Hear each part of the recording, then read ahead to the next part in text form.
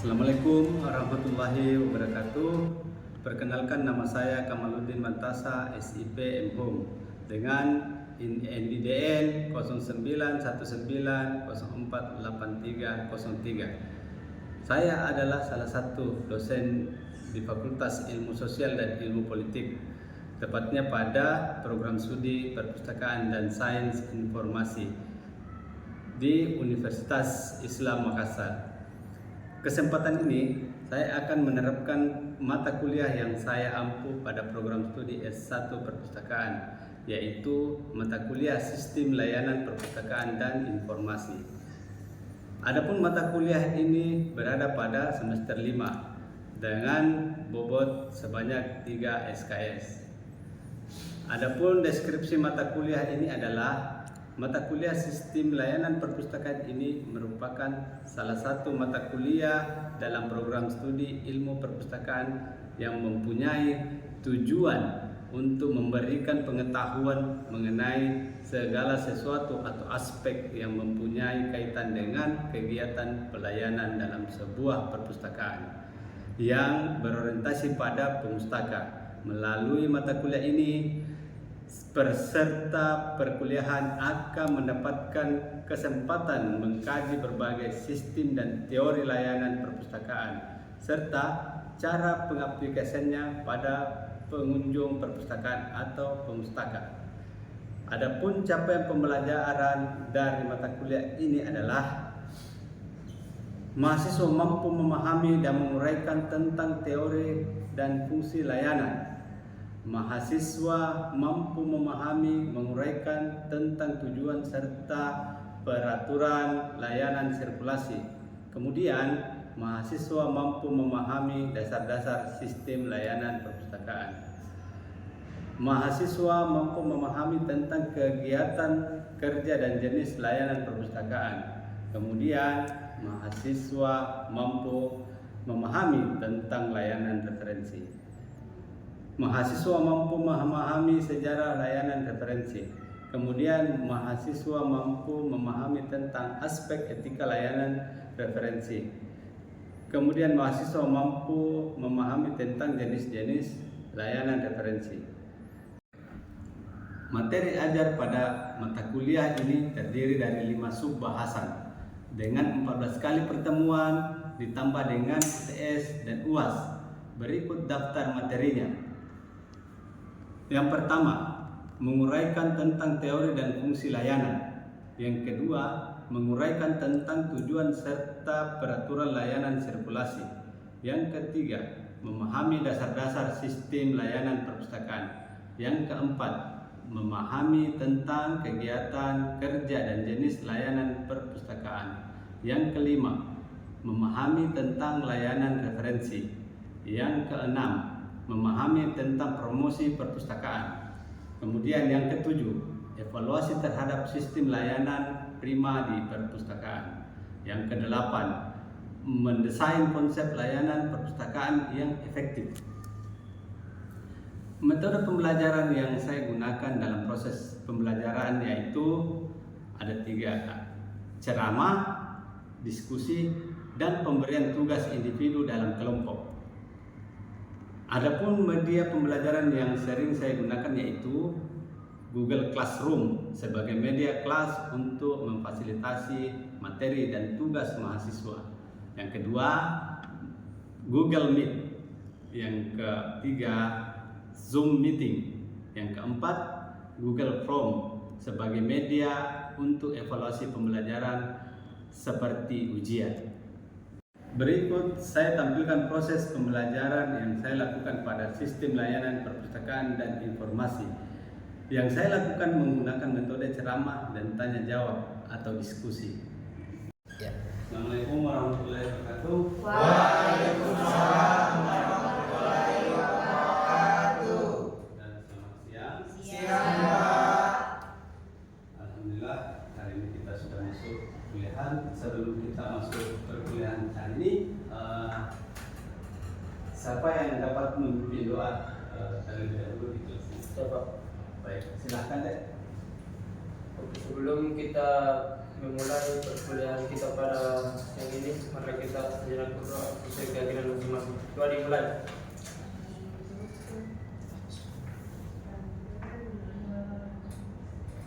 Doa. Ya, baik, alhamdulillah. Untuk hari ini sebelum kita masuk, saya mau cek dulu kehadiran teman-teman ketua tingkatnya. Siapa yang tidak hadir ini hari? Untuk ini hari yang tidak hadir itu Pak, atas nama Idar dikarenakan sakit. Oh, dia sakit. Baik. Kalau begitu, mari kita doakan teman kita yang lagi sakit supaya diberikan kesembuhan agar dapat beraktivitas kembali seperti sedia kala. Amin. Baik. Untuk hari ini kita masuk dalam pertemuan kelima yang membahas yaitu sistem layanan sirkulasi. Tapi sebelum saya masuk, kemarin kita sudah membahas tentang sistem layanan tertutup. Nah, untuk saya mau mengetahui, kita flashback kembali, siapa ada yang bisa menjelaskan ke saya terkait sistem layanan tertutup? Saya Pak. Siap. Silakan deh. Terima kasih Pak. Apa pengertian layanan tertutup? Jadi kalau menurut saya itu Pak, sistem layanan tertutup itu adalah sistem layanan yang terbatas di mana tidak semua orang bisa mengunjunginya. Itu Pak kalau menurut saya. Baik. Kasih. Berarti sudah paham ya materi kemarin bahwasanya sistem layanan tertutup itu sistem layanan yang terbatas dan tidak semua orang bisa mengakses sistem layanan tersebut. Harusnya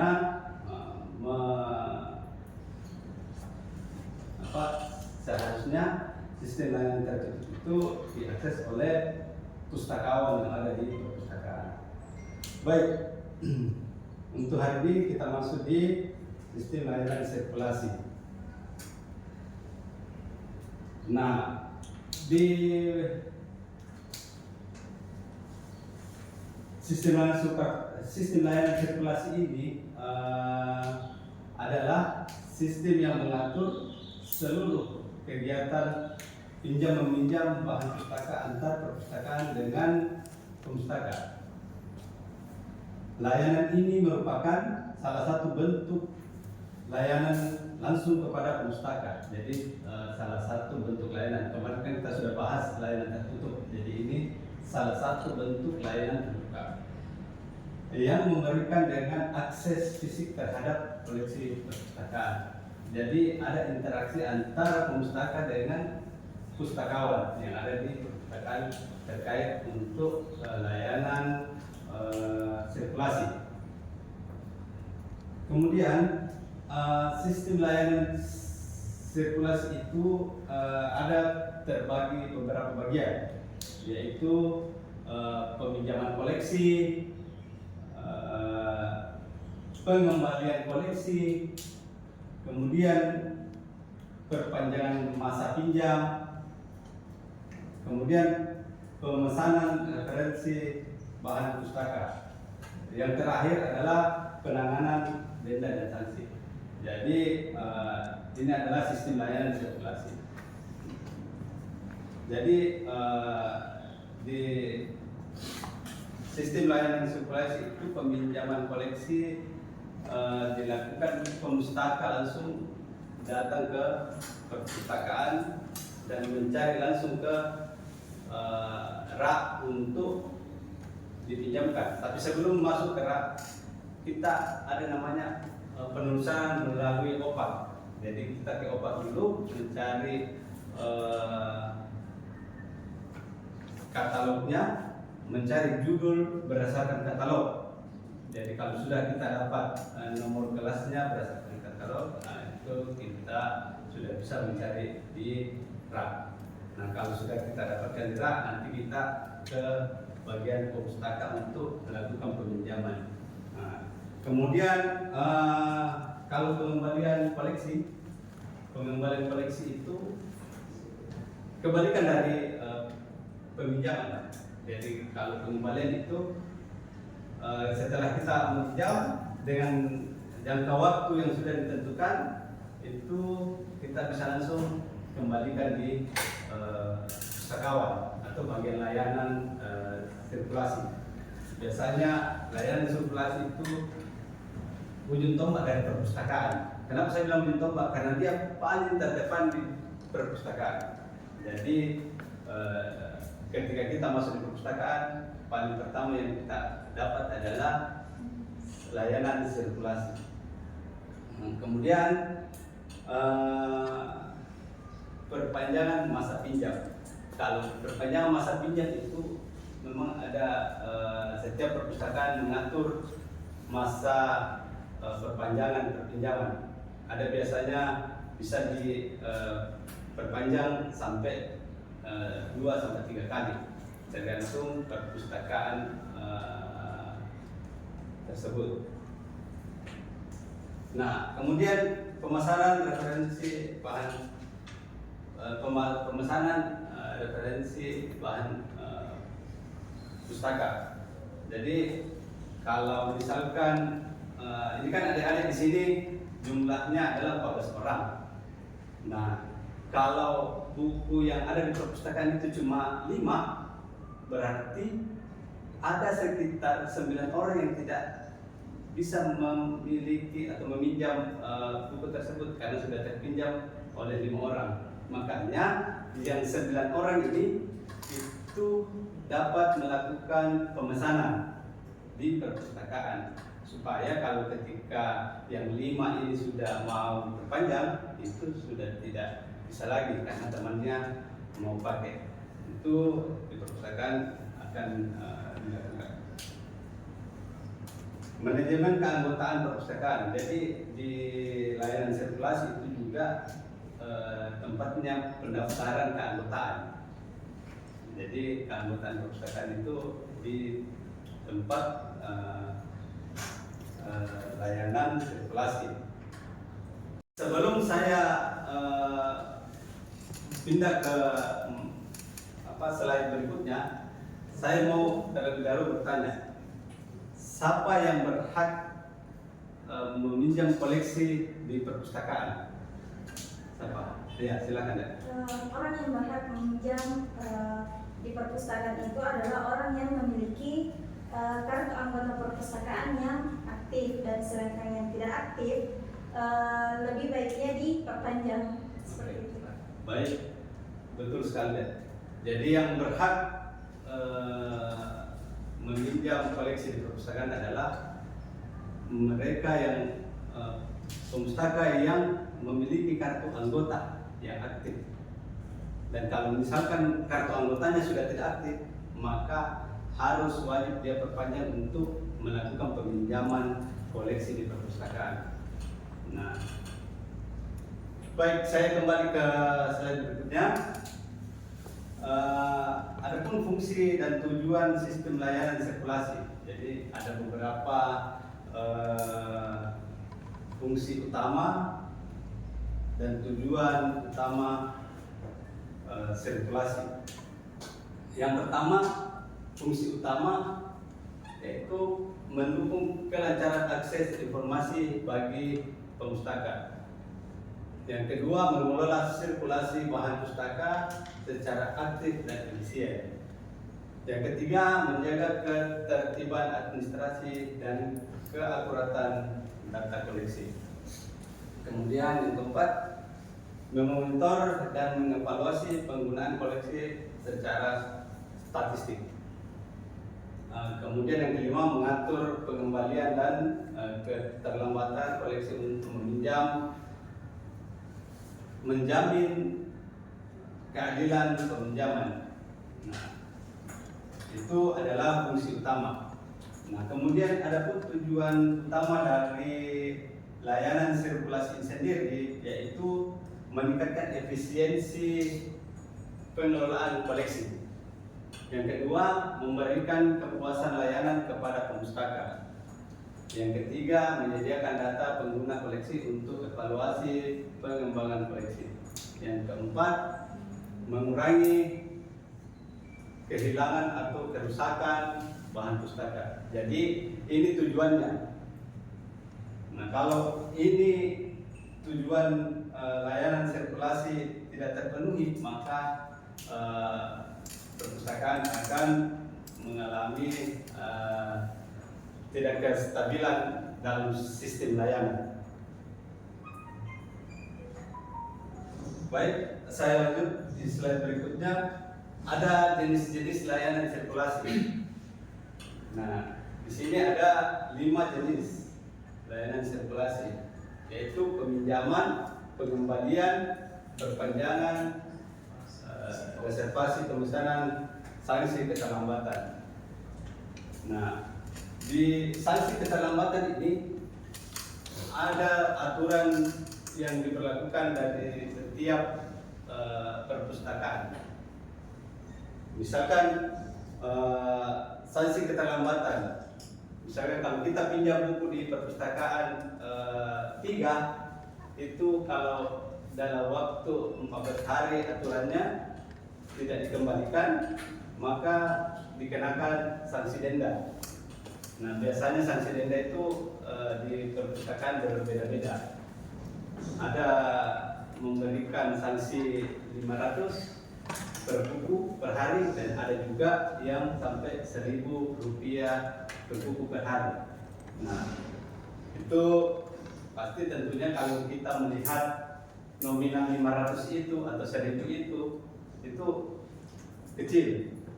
Tapi kalau kita kalikan berapa hari dan berapa buku, itu akan jumlahnya besar. Jadi kenapa diberikan sanksi? Karena supaya pemustaka bisa tepat waktu dalam mengembalikan koleksi yang dia pinjam. Baik, kemudian adapun sistem manual dan otomasi dalam sirkulasi.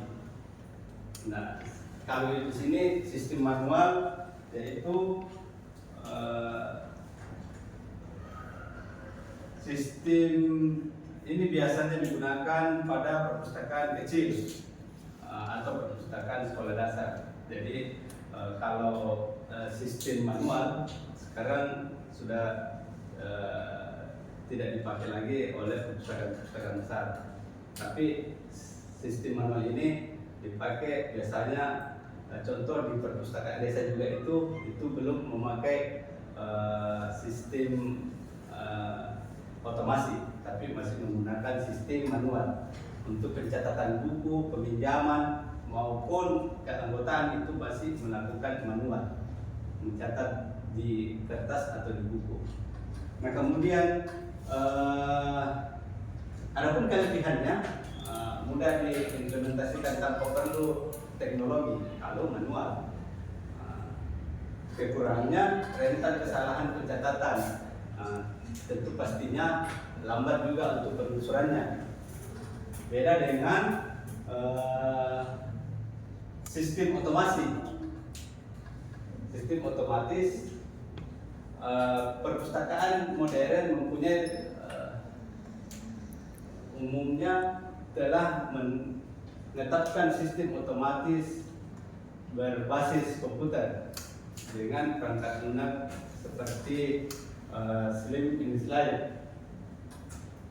Kita sudah tahu bersama aplikasi Slim dan InSlide itu sama-sama digunakan dalam teknologi perpustakaan untuk memudahkan peminjaman dan pengembalian dengan barcode. Jadi sudah di barcode ketika sistem otomatis. Kemudian cetak status pinjaman secara daring. Kemudian peringatan jatuh tempo lewat email itu sudah bisa dilakukan kalau menggunakan aplikasi Slim dan InSlide.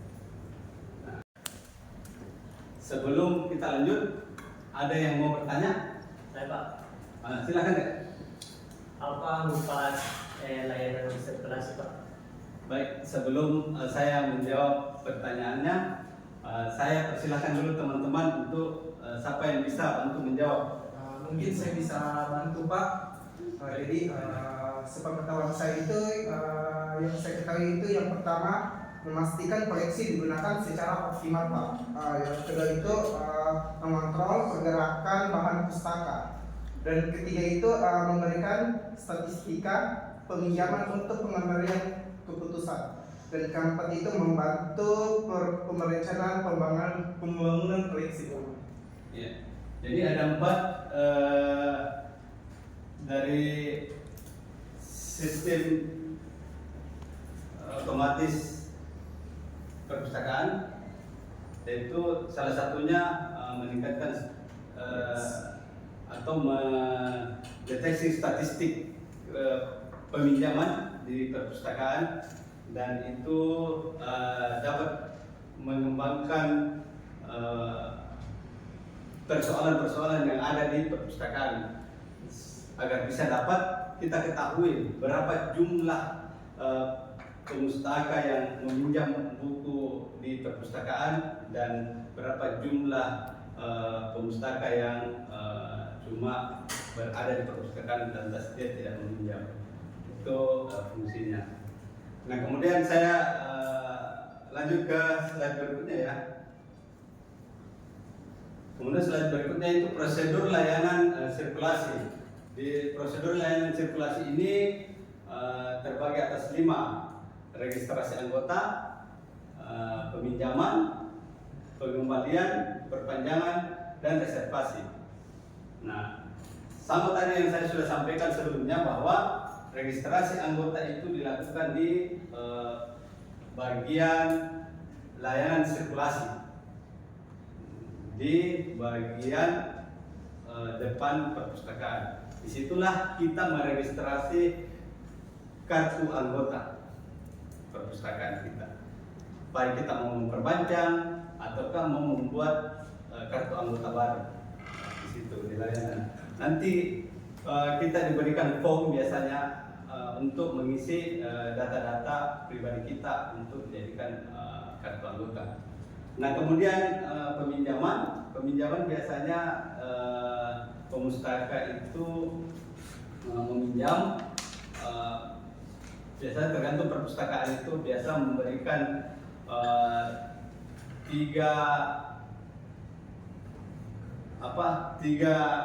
buku yang dapat dipinjam. Biasanya kalau pemustaka dalam bentuk mahasiswa itu cuma 3 buku yang bisa dipinjam, tapi kalau dosen atau pegawai itu bisa sampai 5 buku yang dapat dipinjam, dan itu harus dikembalikan dengan sesuai jadwal yang sudah ditentukan baik mahasiswa maupun dosen.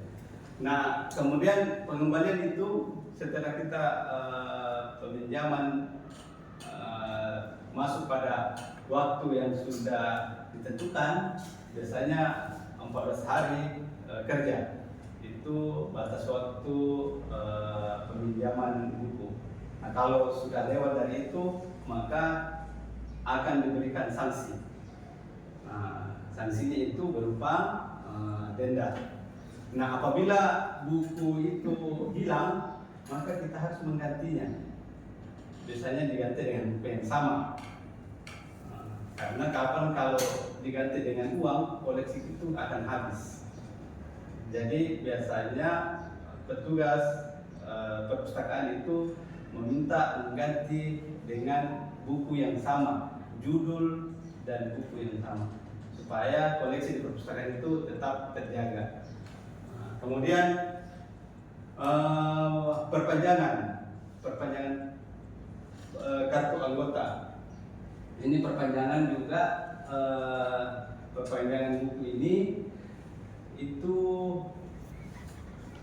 biasanya dilakukan 2-3 kali. Itu pun tergantung juga perpustakaannya. Tidak ada aturan baku yang menyatakan bahwa harus 3 kali, harus 4 kali dalam perpanjangan. Itu karena jangan sampai teman kalian juga mau pakai terus kalian perpanjang terus. Jadi untuk supaya kita sama-sama memakai koleksi yang ada di perpustakaan, maka itu harus dilakukan. Kemudian reservasi sama tadi, kalau reservasi itu ketika kita mau memperpanjang, baru ada yang reservasi, maka itu harus dikembalikan. Maka kita tidak bisa memperpanjang lagi. Maka kita memberikan hak teman kita untuk meminjam buku yang kita sudah baca atau sudah pinjam. Itu namanya ada di perpustakaan aturannya. Kemudian saya beralih lagi.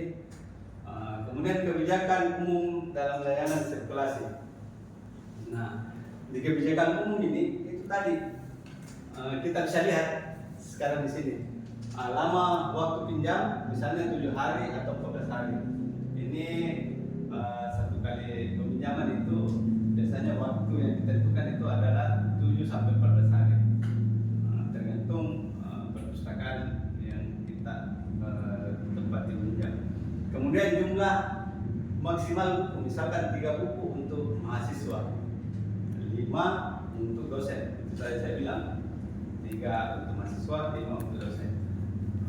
Nah, ini yang hati-hati kita di sini adalah dendanya. Jangan sampai kita lupa akan buku yang kita pinjam karena sudah kita lakukan kerjakan tugas, lantas kita melupakan mengembalikan bukunya. Nanti berapa bulan ke depan baru kita ingat, nah itu kita dikenakan denda. Jadi kalau masih ada kita punya denda yang belum dibayar, itu kita punya tanggung jawab karena kita sudah melakukan keterlambatan pengembalian buku yang sudah ditentukan. Jadi nanti kalau adik-adik masuk di perpustakaan itu harus kita lihat kapan waktu yang harus dikembalikan. Dan ini kita harus pahami karena kita adalah nanti sebagai pemustaka, dan ketika selesai itu insya Allah masuk dalam dunia kerja, di dunia perpustakaan, kita akan menjadi pustakawan. Dan inilah yang nanti akan kita terapkan di perpustakaan kalau kita mengelola perpustakaan. Baik, sudah mengerti semua? Sudah. Sudah tidak ada yang mau ditanyakan? Sudah ada. Baik, berarti saya anggap hari ini adik-adik sudah paham dan sudah mengerti terkait materi yang sudah saya bawakan. Nah, kemudian nanti saya akan kirimkan tugas melalui Google Classroom dan dikerjakan. Adik-adik bisa lihat nanti di situ soalnya. Nah, kita kerjakan di Google Classroom itu. Nah, mungkin pekan depan saya akan cek kembali apakah adik-adik sudah menyelesaikan tugas yang saya berikan. Baik, kalau sudah tidak lagi, saya akhiri pertemuan hari ini dengan ucapan Alhamdulillah. Terima kasih. Wassalamualaikum warahmatullahi wabarakatuh. Waalaikumsalam warahmatullahi wabarakatuh. Itulah tadi cuplikan proses pembelajaran yang saya lakukan menggunakan metode ceramah dan diskusi. Semoga memberikan manfaat untuk kita semua, khususnya pada penerus calon pustakawan di masa depan. Saya juga mohon maaf yang sebesar-besarnya apabila ada tutur kata maupun tindakan yang kurang berkenan. Saya sebagai seorang dosen dengan melayani dan memberikan yang terbaik untuk Sivitas Akademika Universitas Islam Makassar menjadikan kita sebagai seorang pustakawan yang profesional dan dapat diandalkan. Saya atas nama Kamaluddin Mantasa SIP MHUM undur diri dan terima kasih atas perhatiannya. Wallahu muwaffiq ilahi wa bittariq. Wassalamualaikum warahmatullahi wabarakatuh.